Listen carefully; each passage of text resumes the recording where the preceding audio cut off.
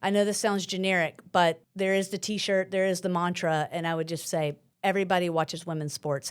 And it's not that everybody does watch women's sports, it's that men's sports have a lot of attention, and they deserve that attention. But there's room for more stories. There's just more room. So I think the media space, I think one reason we're seeing this explosion is that the media space realized that the biggest underinvestment they had in attracting more viewers and fans and advertisers was women's sports. Started as a kid with a team to believe in. Every win and loss left my heart still beating. Year after year through the rain and the sun, learning that faith is what makes us strong. The kick is up, and the kick is good afternoon, and welcome back to the Super Fan Diaries. I'm your host, J.R. Green, recording from our studios on Broadway in downtown Nash, Vegas, bringing you the biggest sports, the biggest moments, and the biggest fans, celebrating passionate sports figures and their unique stories. Yes, legends.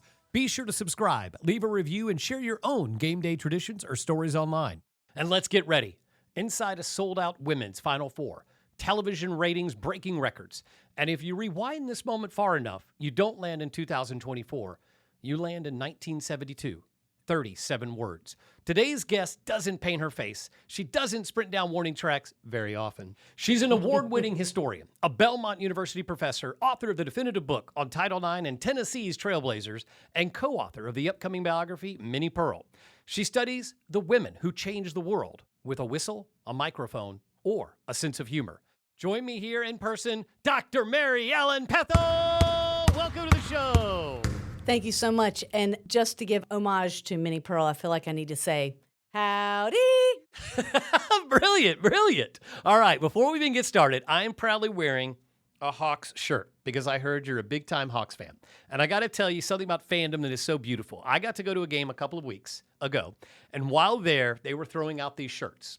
I have my son with me, a 12-year-old, so a little guy, a little tyke, he's standing right next to me with all these big fellas. All of a sudden, these shirts are starting to get thrown. It comes right to him, it hits his fingertips, and the guy behind it grabs it. But the best part about it is Rodney McClure and the amazing fan right in front of him just turned around.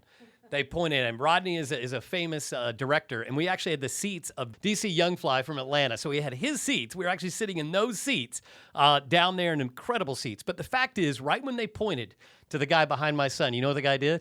He looked at him and said, okay. And he reluctantly, but he gave my son the shirt. And then I felt bad because I said, we're not huge Hawks fans. We just wanted to come and experience this. We were there for like a sneaker event.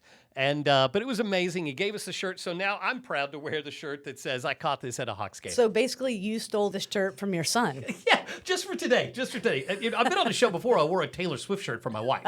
So, I like to be able, get into the audience, make sure that I'm right here. All right. You know why I'm a Hawks fan? No, tell us. Spud Webb. I know, Spud Webb was the man.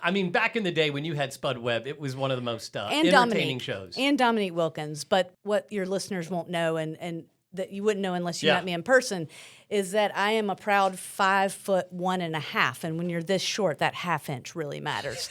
And so growing up in the 90s, watching Spud Webb take on the world, and I still don't know how that dude did it. But he's amazing. Dominique was amazing. Those were some really fun years. And those were fun for folks that I grew up in Knoxville, Tennessee. So Atlanta Hawks were kind of our team. So, just watching, because he also won the dunk contest. Absolutely. You name a time in history when someone who's 5 foot? 7. 5'7" could win the dunk.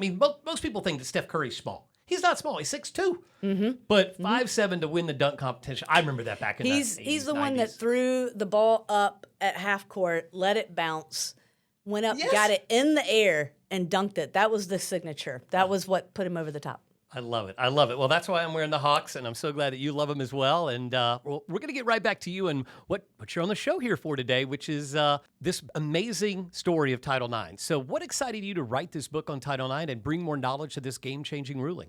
Well, I'll tell you what, just to make the perfect segue, and I had not planned this, but the fact that I grew up admiring people like Spud Webb and not Dawn Staley or Candace Parker, that's a perfect, I think, entree into why I wrote this book.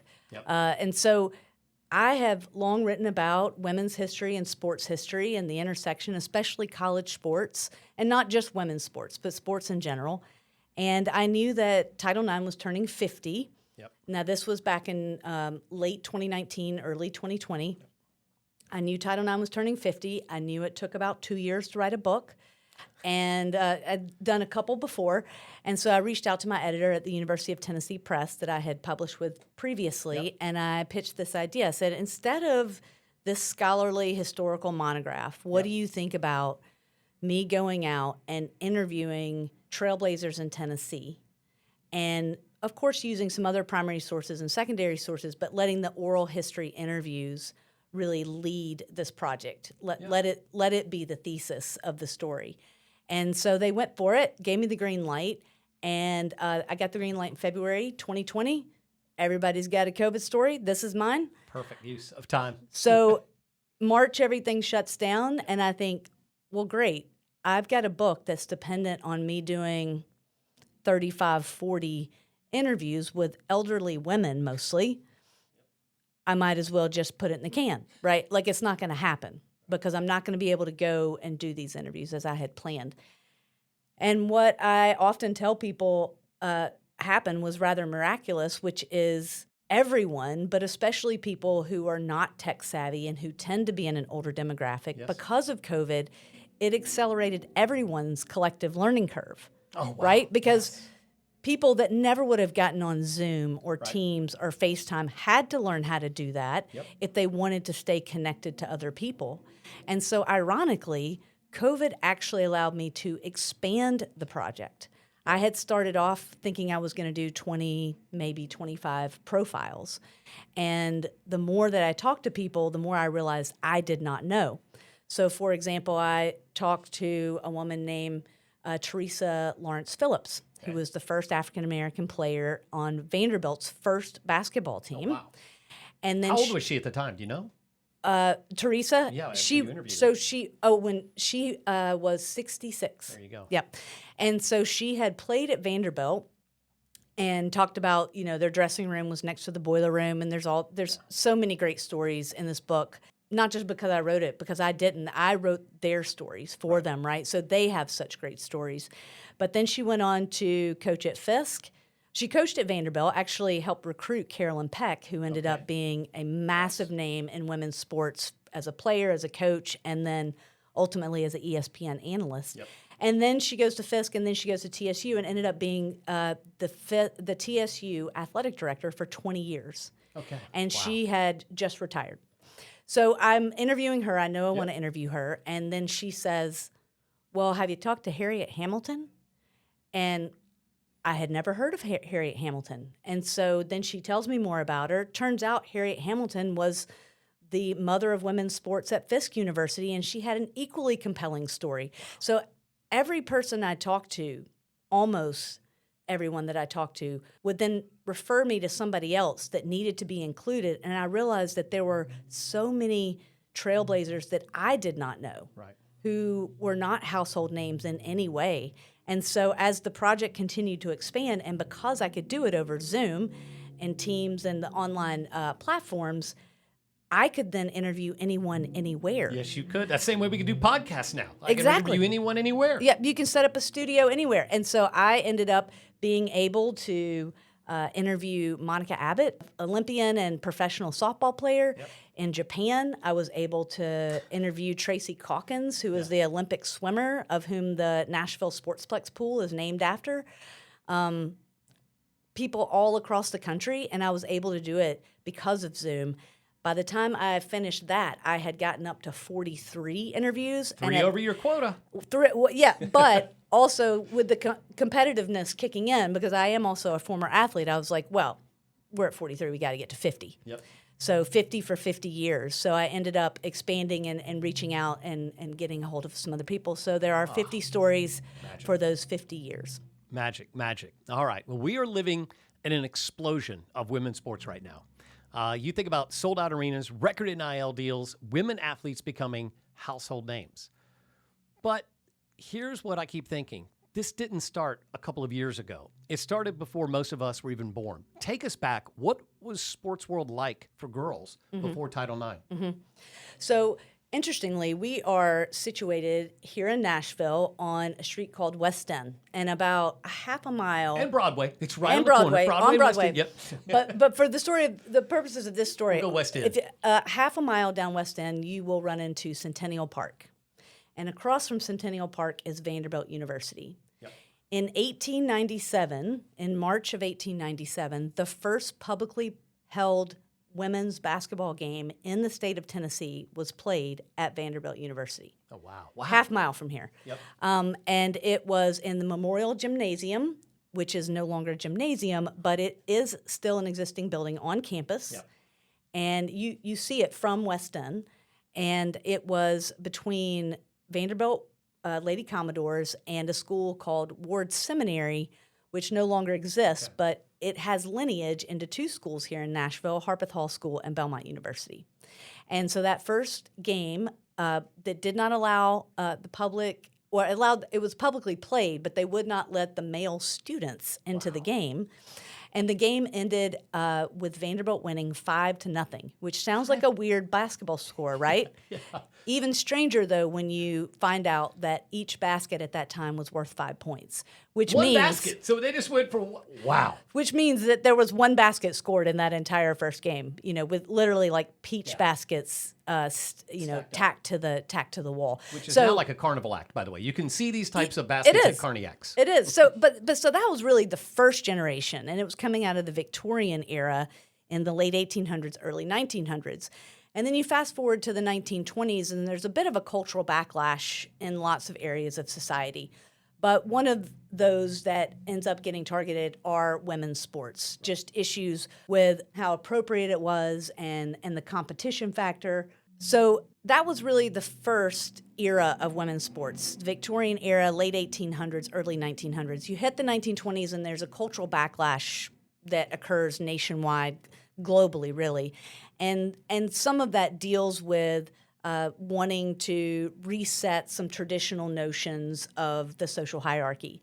And so there were fears about women's femininity and also women's competition. And let's not forget that sports is an area that is often pretty rough and tumble, can be physically violent, and it involves a lot of betting and gambling and drinking. And so they weren't sure that they, at that time with that cultural backlash, wanted to include women in that. So it goes dormant. All the college teams cancel their programs, and there is nothing until you hit the 1940s. And then in the 1940s, we have another pivotal Nashville story, and more broadly, a Tennessee story. By the way, Tennessee's got some amazing history as it relates to women in period, because I believe the state of Tennessee helped to give women the right to vote. They did. You're right. With the 19th state Amendment. Rocks. That's it. Really is. If you dig into Tennessee's history, it has been the tiebreaker on the right side of history in a lot of different situations. So you get to the 1940s, and so there's no collegiate teams. It's all been relegated to intramural. So you can still play on campuses, but you don't have intercollegiate. They're not playing one another. Right. And so in the 1940s, they started a semi-pro, semi-collegiate league. Wow, okay. Which that kind of entity doesn't exist really now, right? And not that semi-pro and semi-collegiate. But at that time, it was still an organization. But couldn't you call NIL a little bit of semi-pro, semi-collegiate? Yes, you could. Yes, you could. That's a great point. And we'll probably get to this. Oh, we're getting NIL. Don't worry. We'll get to the end of this, but this, we also might be seeing the end of one era of college sports and the beginning of another that we may have to call something else. We are. But it was a league or a program that you've heard of before, which is the AAU, the Amateur Athletic Union, right? And lots of high school kids play AAU ball, right? At that time, AAU was the place where women's teams could form, either sponsored by a business or a school in a business. And in Nashville's case, it was a school called the Nashville Business College, called NBC, but I always say the name first so you don't think I'm talking about the sports network. Yep. And so NBC played out of Municipal Auditorium, downtown Nashville, and it was truly a league of their own. If you're picturing that movie, they're wearing the short satin shorts, the long the long knee socks, Yep. the Converse, fully makeup, get full makeup on. And so Nashville Business College has a team. Okay. There are other teams across the country. There's probably their biggest rivalry was with the Wayland Baptist College in Texas, and they were called the Flying Queens because their sponsor had a private plane they could fly on. Well, hold on. What year was this again? This is in the 40s. 1940s, and they have a private plane. Yes. That's silly. Yeah, it's wild. Well, their team owner or their main sponsor was in the aviation business, so they lucked up there.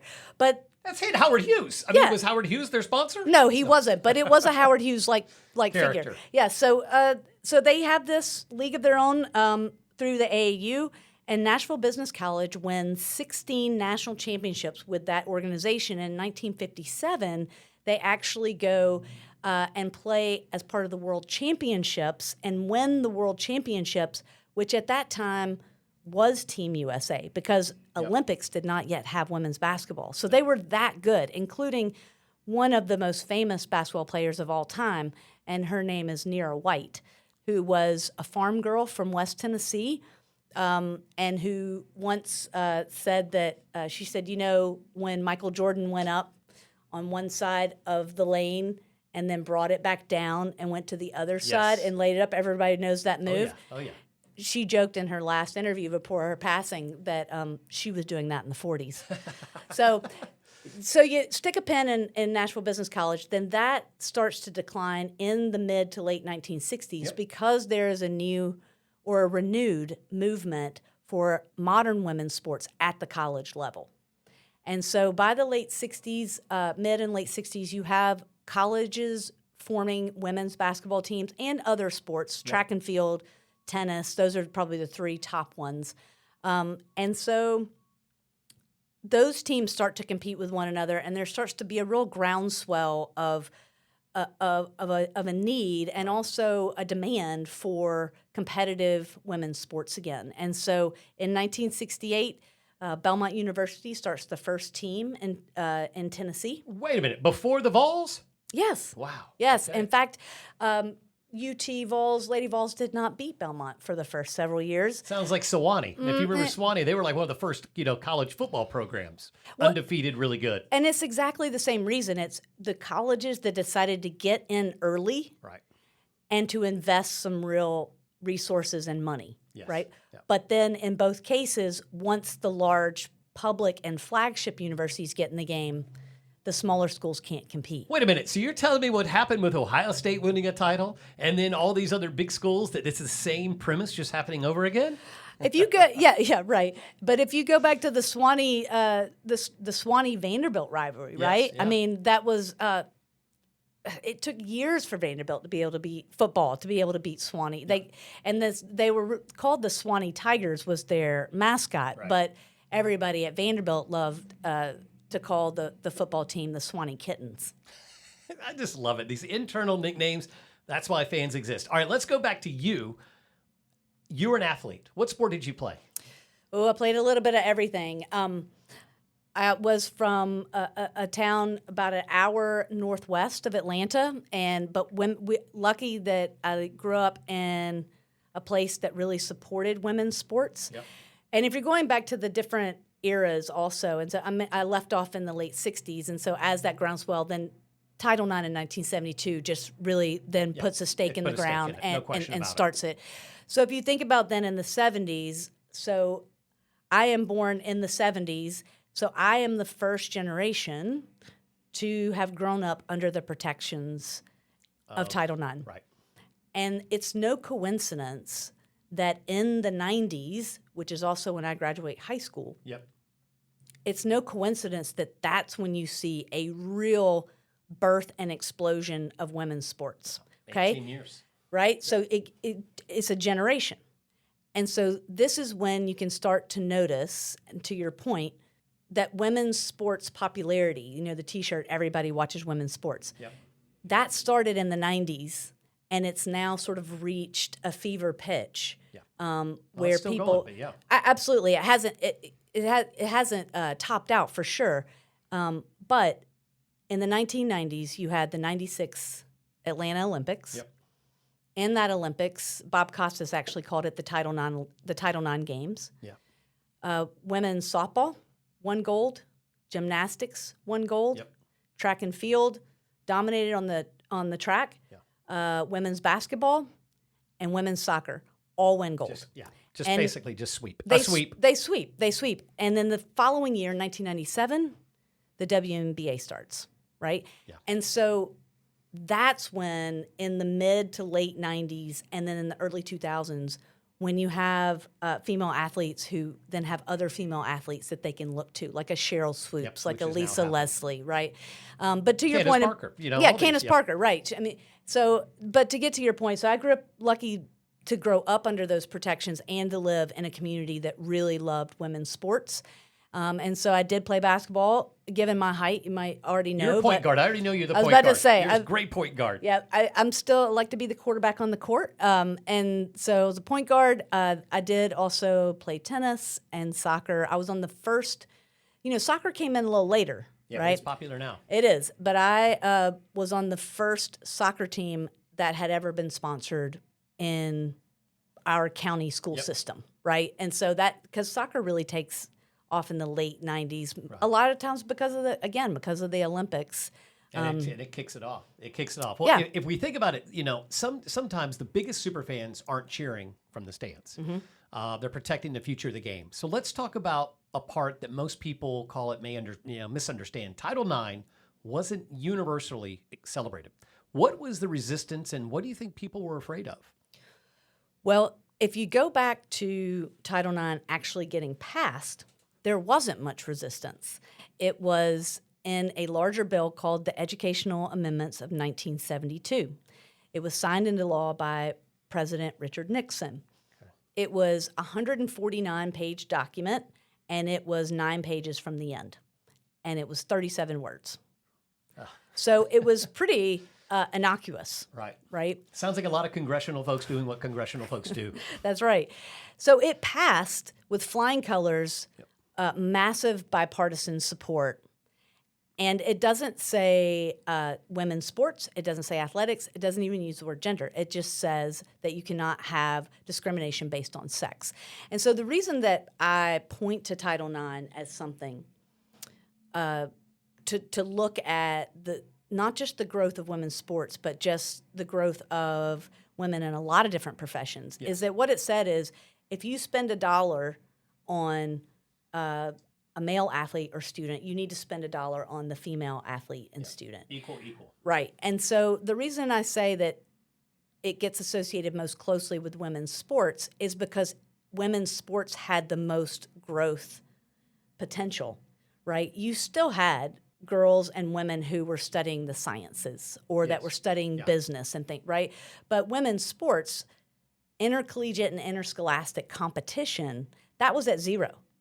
And so as it grew exponentially, that was the most visible thing that you could point to say easy. Right, to associate or to correlate with Title IX. So where it first starts getting some pushback is from the NCAA. Yeah. Because the NCAA is wanting to protect its interest, and they're not sure that women's sports, that they feel like it could detract from the sporting world. So they decline to engage with women's sports. In its place and in its absence, an organization stepped in to fill that void with the NCAA being disinterested, and it was the Association of Intercollegiate Athletics for Women, which is a mouthful. And I'm impressed you knew all that. Well, listen, it's an acronym that, like, even the acronym's hard to say, the AIAW. It requires a lot of enunciation. Yep. But they stepped in to fill the void, and that organization was actually part of a larger organization that was related to health and physical education. The reason why that's important is because for the first decade, most of the coaches, they were health teachers or PE teachers. Right, yeah. So they weren't brought in to coach. They were just, rolling out the balls, learning the rules. Yes. They'd be like me coaching. I mean, that would be me. Well, they were really chaperones, right? Yeah. They were well-informed chaperones. So they didn't have trained coaches for those first 10 years. But anyway, the AIW actually does a great job And for those first 10 years, you had some incredible teams.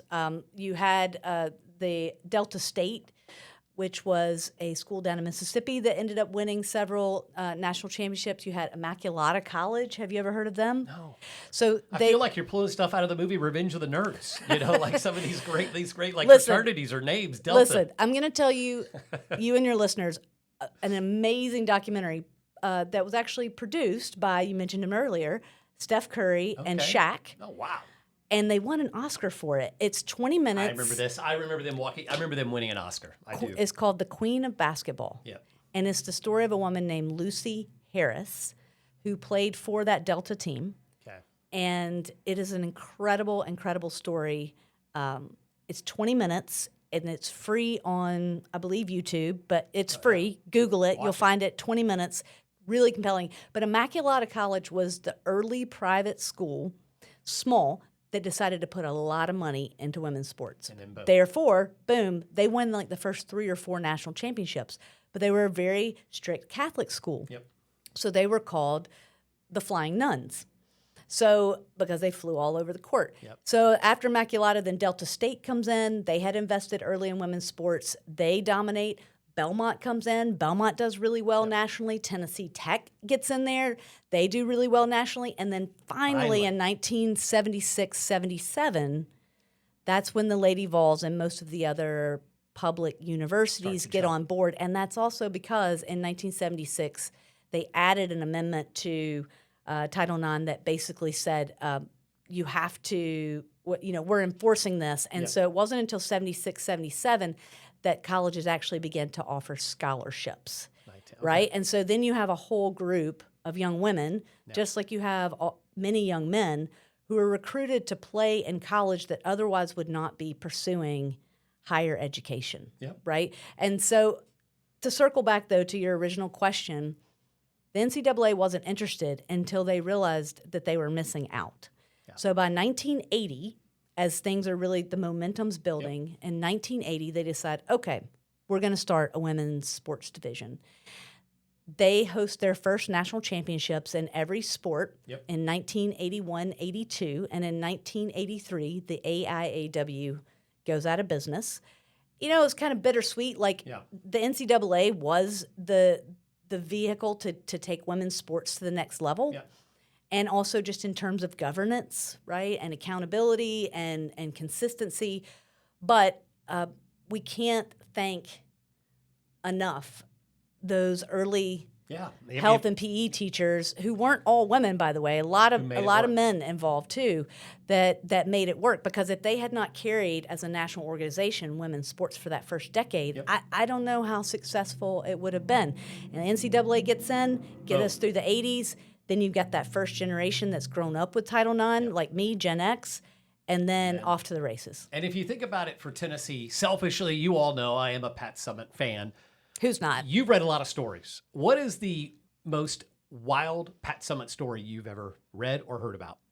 Okay, I'll give you one that I think is funny, and then I'll give you another that I think is really representative of who Pat Summitt is. So I'll start with the funny one.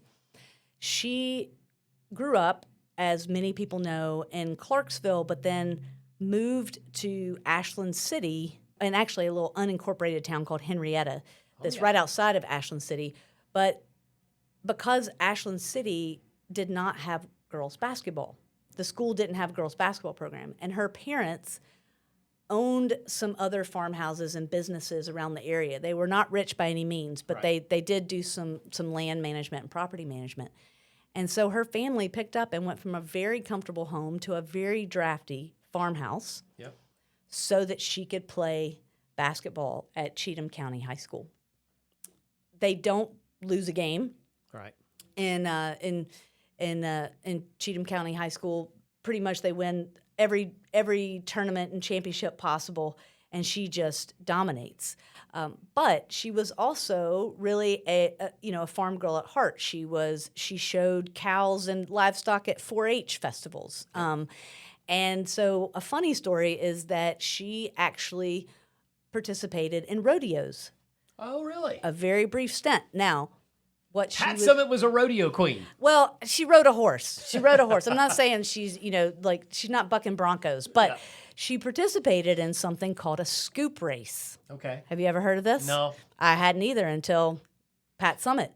So Pat Summitt, a scoop race is what they use to scoop the corn feed for horses to eat. So it kind of looks like a snow shovel. Yeah.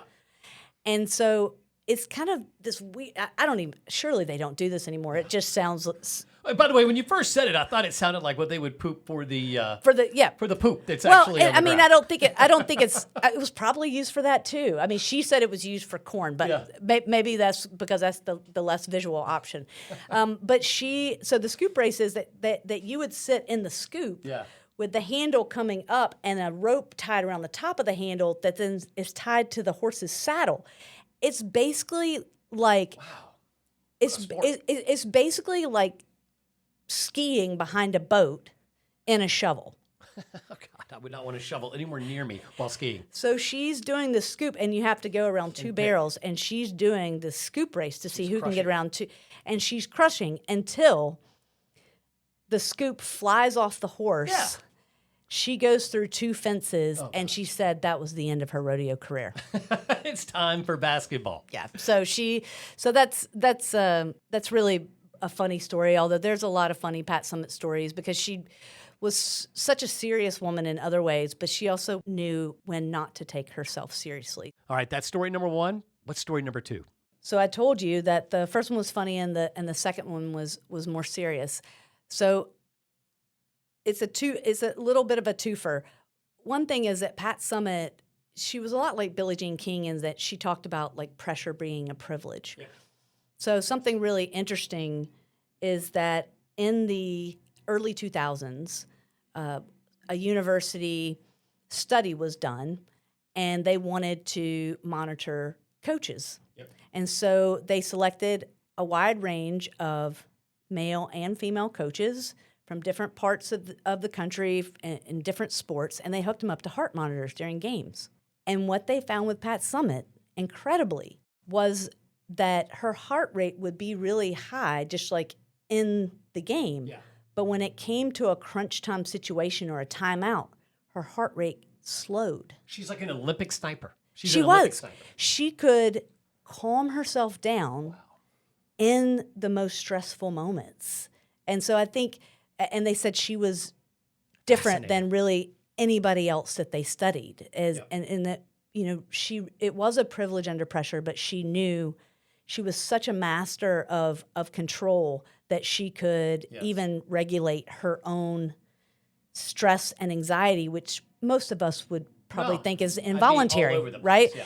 So that's kind of the twofer. I mean, that's a great story, but the end of that is that I only met Pat Summitt one time, and they had just won a national championship where there had been a lot of pressure and anxiety, and they ended up winning the national championship.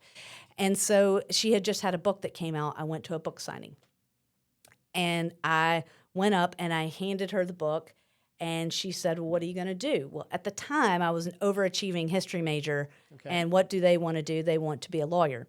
Yeah, that didn't work out. But I gave it to her, and I said I was a history major, and I was writing a history thesis about women's basketball. Yep. And so then she looked up, kind of perked up, right? And she said, about the 1970s? And as you'll recall, I started with the 1890s because that was my way back. Well, that was my original area of research. Yeah. And I said, no, the 1890s. Knickers, not Nike. And she laughed and said, "I'd like to read that someday." Beautiful. I sent her a copy of my senior thesis. Yep. And if I could go back and say something to Pat Summitt now, I would say, one day I am going to write about your generation. Yep. One day I'm going to write a book with your name in the title. Oh, awesome. And that is what you did. But you know what? You didn't just write a book about Title IX and Tennessee Trailblazers and Pat Summitt. You also co-authored the biography of Minnie Pearl. Minnie Pearl stepped on stage in a hat with a price tag and changed American comedy. What connects her to Title IX, in your opinion? Well, interestingly, just as an aside, she did play high school basketball in 1928-29. I just couldn't picture Minnie Pearl with that price tag playing basketball. But she looks very different. And if you're thinking about the 20s and especially women's hairstyles, it was very like flat and slicked back, like a hard part and slicked back on your head. You know, it's kind of the, not the flapper image, but it was, so she did play 1 year of that. She was also a cheerleader. In addition to performing in all the plays, but she was most proud of being a cheerleader. Yep. But she was in that era where they played basketball, but just with other, like intramurally with other teams. There weren't state championships and things like that. Gotcha. So she was in that dormant era. Not to say she would have been a star athlete, but she was a cheerleader, and she was born in 1912. She graduated from high school in 1930, meaning that she started high school in 1929. During the Great Depression. It happened during her senior year, right? So the stock market crashes October 29th, 1929. And so she's in the middle of cheering for football season, right? She joked that she said, if Holleran had anything to do with it, I can take credit for quite a few touchdowns. So her older sisters, she had 4 older sisters, they had all mostly gone to college. Right. And her father owned a little lumber mill in Centerville, Tennessee. So they weren't wealthy, but they were well off enough, especially for Centerville, Tennessee. And then the stock market crashes, and what's one of the first industries hardest hit by any economic depression? It's construction. Yeah. And they come back to her and they say, we can't pay for you to go to 4 years of college. And so she ends up, then they are able to afford to send her to Ward Belmont here in Nashville, which is on the campus of Belmont University. Yep. And if you notice the front end of that phrase, Ward Belmont, the Ward was that Ward Seminary that played Vanderbilt in the first basketball game. Yes, yes. And so she goes to Ward Belmont because they have a great theater department. And she has a really rough time, to be honest, because she's not coming from a family with a lot of old money, and she only has like one outfit for everything and not 5. And you know, she was really proud of this winter coat she had that had a fox collar that her father had given her as a going away gift, until a roommate pulled out 2 full-length mink coats. Yep. So she had a hard time, but she finally then did engage. She started playing piano, started singing. She ended up joining a sorority. She ended up being the vice president of the YWCA. She was on the newspaper staff. And by the time she finished Ward Belmont as a graduate of what they called at the time a school of expression, which today we would most likely call theater, then she was ready to go out and be a serious actress. But she's in the Depression. Yeah. And so I start that chapter saying, picture it, 1932, you've just graduated from a 2-year school. No jobs. And you are a young woman looking for work in the arts, right? Yeah. Those are the other things that go away, like anything that is elective, right? Anything that's recreational, that goes first. So a lot of this programming. So she ends up going on the road with a theater company that goes from small town to small town, and she's the director. She's got the script and the clothes. We're talking about Minnie Pearl, everybody. And not Pat Summitt. That's right. You want to keep everybody focused. So she is going from small town to small town with the trunk, the scripts, and what she does is she goes in and she teaches local townspeople the parts. They do the play. They have advertisements in the program, and then the theater company gets some of the money. The town gets some of the money. Right, so it was seen as like a fundraiser. And it was while she was doing that in the Great Depression that she stayed with a family in Baileyton, Alabama, which is northern Alabama, and who ends up inspiring the character of Minnie Pearl. It does. And so you've got this woman who wanted to be a serious actress, and then she ends up being one of the greatest female comedians the whole world, of all time. Everybody knows her. Yes. All right, this is your halftime break. Grab something strong. We'll be right back with Dr. Mary Ellen Pethel and find out, if you're a gazillionaire, what woman's sport should you buy into now before they become more valuable than gold? Started as a kid with a team to believe in. Every win and loss left my heart still beating. As you think through those trailblazers like Pat Summitt, Billie Jean King, we all can see women's basketball and women's tennis as front and center today. But what other sports do you see joining these highly watched sports in the future, like women's volleyball, soccer? I really do think that volleyball is having a real moment in the spotlight. There have been some teams, some collegiate teams who have actually played in football arenas that are selling out, particularly in the Midwest. But women's volleyball is a big one. Yep. I would say the other one that has continued to just grow at an astounding pace since the 1990s is softball. And the fact that we have such amazing little league and middle school and high school programs and collegiate programs, but there's nowhere for those girls to go after that. So I mentioned Monica Abbott, who's an Olympian and professional softball player. You know, she spent half the year in Japan because they do have a professional league. So that's even more just a reason to push for having more professionalized sports in the United States, because it keeps our greatest American athletes from having to go abroad to make a living. And not only that, think about this as another question that relates to our next question around NIL in sports, which is massive. I do believe women are catching up really quickly. And if you think about it, the highest paid person in the Olympics right now is not a man.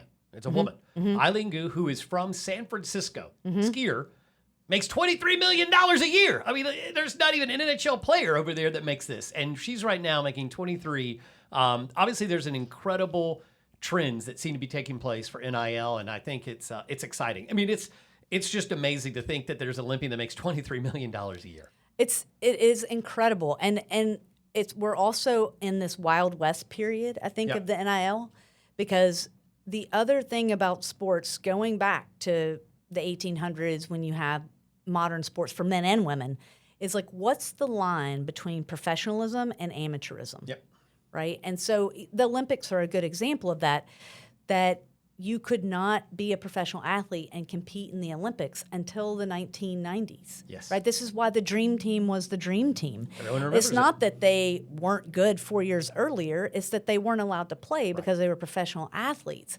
So, and there have been athletes in previous years in the 1900s who actually couldn't compete or tried to compete and were penalized for having played like in a professional baseball game. Right?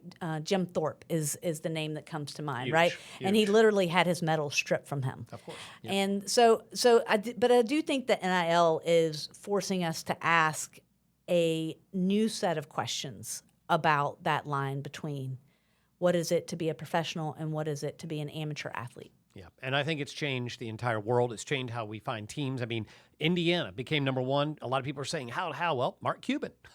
I mean, you created an owner who knows how to run a team. He became the owner of the football program, basically, and then led them to a national title. And it starts with a good leader, a good owner, a great coach.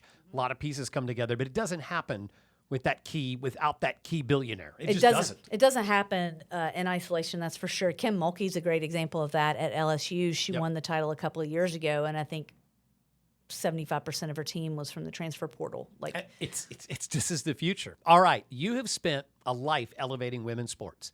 What have you missed, or is there something that hasn't been told yet? Well, I really think that there are lots of stories that haven't been told, and I did my best to tell 50 of them in this book. So people know Pat Summitt's name, but other names that you might recognize, we've got Candace Parker, we've got Cindy Parlow-Cone, who is the head of soccer. And so there are a few names that you know, but the majority of women in this book are the unsung heroes because they did it when there wasn't pay associated, there wasn't glory associated. They were having to raise money just to buy the gas, right? Yep. And Pat Summitt always tells a story of how you'd see dads going up to Miss Giles, who was their coach, and slipping her some cash so that she could feed the girls on the way home. So those women have so many amazing stories that we would need, several episodes to discuss. But I guess if I was going to pick one of their stories, really the persistence and how far ahead of her time she was, Tracy Calkins Stockwell. So she's a swimmer, and she lived here in Nashville, and she went to Harpeth Hall. Harpethal did not have a team, so she swam for NAC, which is the Nashville Athletic Club. Yep. And that's a club team that practices at the Sportsplex. Now, Sportsplex didn't exist in the early 80s, but she trained. She was, if you go and look at Olympic trials, like the history of Olympic trials, the only other two people who are ahead of her in the number of Olympic trial wins and records set is Katie Ledecky and Michael Phelps. And it's a name that you don't come to every day. No. All right, folks, it's now time for the Desert Fan Island. This is where we're going to dig in deep with the doctor here to find out some fun stuff. You're stranded on an island.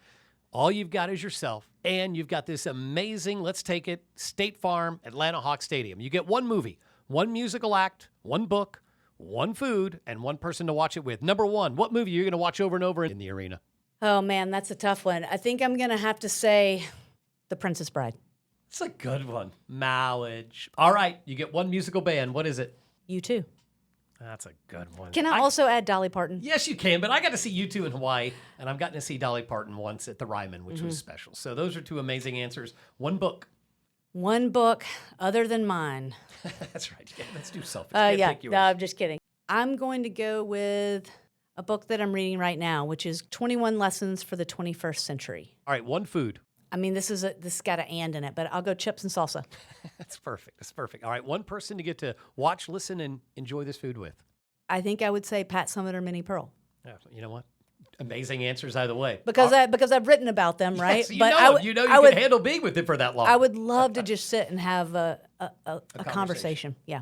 All right. Bonus question. You get to have a conversation with one woman in all of history. Sojourner Truth. Cool name. I don't think we're ever going to have that back on the show today, but that was really good, or ever hear that name again on the show. Well, fantastic pick. She has a really famous speech that was also a poem. If you want to look her up, it's pretty powerful. It's called And Ain't I a Woman? I love it. I love it. And with that, it's now time for the buzzer beater. Rapid fire questions. Women's Sports Edition. Number one, most underrated women's athlete in history. Babe Dietrichson. The loudest women's sports moment you've ever witnessed or heard. The 99 World Cup with Brandi Chastain. It was called the sports bra heard around the world. The sports bra. You're right about that. You're right. I even know exactly the image you're displaying right there. You just said that. Boom. I got it. 90,000 people. More than that. I think 1 billion people saw it. Yeah. One rule every athletic department should follow. Make sure you provide really good pregame meals. I love it. All right. One woman in history who deserved more credit. Again, there are a lot we could put on that list, but I will go with Teresa Lawrence Phillips. All right. Who was just, by the way, inducted into the Tennessee Sports Hall of Fame 2 years ago. So she is finally getting some credit. All right. And speaking of that with credit, one stat about women's sports that would shock most people. Okay, so I like to think of the Olympics. Yeah, you can cheat. You're allowed to have your book. It's your book. I had to look up I didn't want to get the stats wrong, but I see the Olympics as like a 30,000 foot, like real bird's eye view of the sports landscape. Yeah. And so for the 2020 Olympic Games that were played in 2021 in Tokyo, which was during the COVID pandemic, that was a year where the U.S. did win the most medals. And so in that number, there were 329 women who competed for the United States, which was the highest number of female athletes to ever represent a single nation. And in the medal count, women claimed 58.4%, or 66 out of 113, of all medals, and 75%, or 23 out of 39, of all the gold medals won by Team USA. So I love it. A rising tide lifts all boats. I love it. If you could put one sentence about women's sports on a billboard in Times Square, what would it say? I know this sounds generic, but there is the T-shirt, there is the mantra, and I would just say everybody watches women's sports. And it's not that everybody does watch women's sports, it's that men's sports have a lot of attention, and they deserve that attention. But there's room for more stories. There's room for more sports. There's just more room. I think we're maxed out on the number of stories you can tell about college football. Not maxed out, but we're at but you've got all these other stories that people are hungry for that can be just as inspiring. So I think the media space, I think one reason we're seeing this explosion is that the media space realized that the biggest underinvestment they had in attracting more viewers and fans and advertisers was women's sports.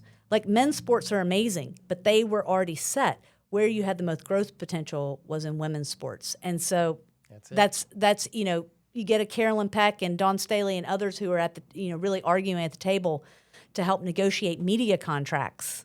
And this is still ongoing. You can look some things up about this. But having women at the table to help negotiate these media contracts is a big reason why we have this mantra and why we even have the possibility so that everybody can watch women's sports. Well, if you think about the last question I had, you just answered it before you even asked it, which is establishing a point for the women of tomorrow to realize the incredible work that the women today are doing. We all stand on the shoulders of giants. Dr. Mary Ellen Pethel doesn't wear a jersey. She doesn't storm the court, but she protects the reason the court exists. She reminds us that fandom isn't just cheering, it's remembering. This is the Super Fan Diaries. I'm J.R. Green. Be sure to subscribe and recommend your favorite Superfan for the show. And remember, if you make one person smile today, you've had a great day. Make them laugh, even better. Thanks for listening, and goodbye.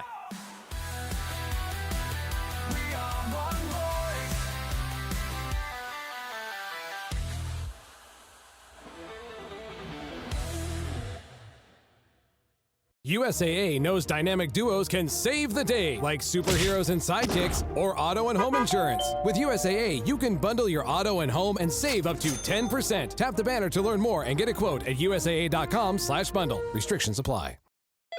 LifeLock, how can I help? The IRS said I filed my return. But I haven't. 1 in 4 tax-paying Americans has paid the price of identity fraud. What do I do? My refund, though. I'm freaking out. Don't worry, I can fix this. LifeLock fixes identity theft guaranteed and gets your money back with up to $3 million in coverage. I'm so relieved. No problem. I'll be with you every step of the way. 1 in 4 was a fraud-paying American. Not anymore. Save up to 40% your first year. Visit LifeLock.com/podcast. Terms apply.